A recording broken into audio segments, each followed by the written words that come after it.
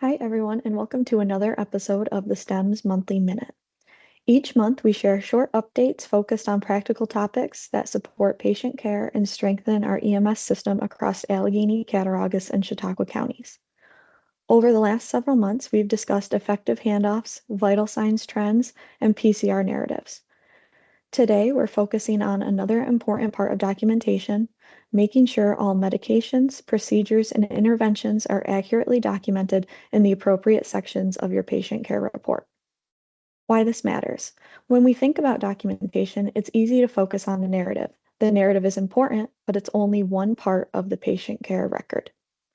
The medications, procedures, assessments, and time fields within the PCR are equally important because they provide structured data that helps tell the complete story of the patient encounter.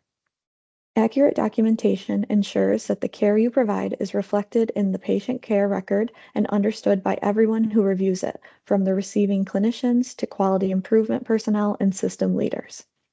Every medication matters. When a medication is administered, it should be documented completely and accurately.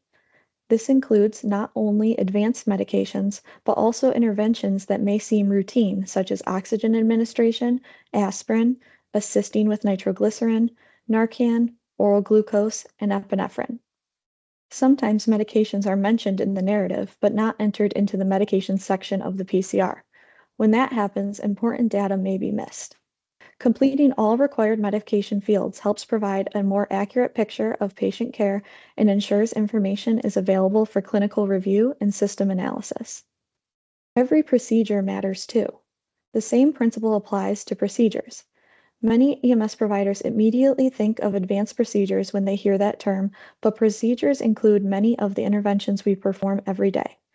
Examples include performing a 12-lead, applying a cervical collar, vehicle extrication, hospital notification, consulting medical control, inserting an airway adjunct, bag valve mask ventilation, CPR, and assisting with childbirth. These interventions demonstrate the care that was provided and often explain clinical decisions that were made during the call. If a procedure was performed, make sure it is documented in the procedure section of the PCR and not only mentioned in the narrative. Accurate times matter. Just as important as documenting medications and procedures is documenting when they occurred. Patient contact times, treatment times, scene departure times, hospital arrival times, and other key milestones help tell the story of the patient encounter. These time points are used to evaluate system performance and patient flow throughout the healthcare system. Accurate medication administration times are particularly important. Many medications administered by EMS have repeat dosing intervals or require clinicians to understand exactly when they were given. For example, nitroglycerin may be administered at specific intervals based on patient response. Epinephrine for anaphylaxis may be repeated after a defined period if symptoms persist. Narcan administration times help clinicians assess effectiveness and determine the need for additional doses. And glucose administration times can provide important context when evaluating changes in mental status. Documenting accurate medication times helps receiving clinicians understand what treatments have already been provided, how recently they were administered, and whether additional interventions may be needed. Taking an extra moment to review your time fields before submitting a PCR helps ensure the record accurately reflects the care that was delivered and supports both patient care and system improvement efforts. Why accurate data benefits everyone. The information entered into PCRs does more than complete a chart.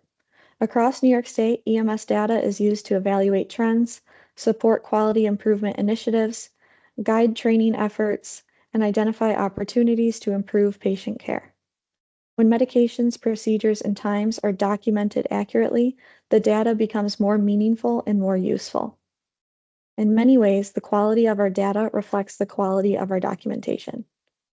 Common documentation gaps. A few common issues include documenting medications only in the narrative, documenting procedures only in the narrative, missing medication administration details, missing procedure entries, and incomplete or inconsistent time documentation.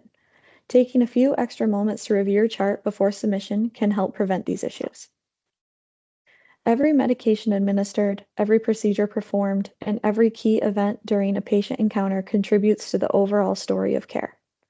Accurate documentation helps receiving clinicians understand what occurred, supports quality improvement efforts, and ensures that the work performed by EMS providers is properly represented. EMS providers across New York State deliver an incredible amount of care every day. Make sure your documentation reflects the quality of care you provide. Thank you for everything you do to serve your communities. If there are topics you would like us to cover in future STEMS Monthly Minutes, please reach out. STEMS is always here to support you.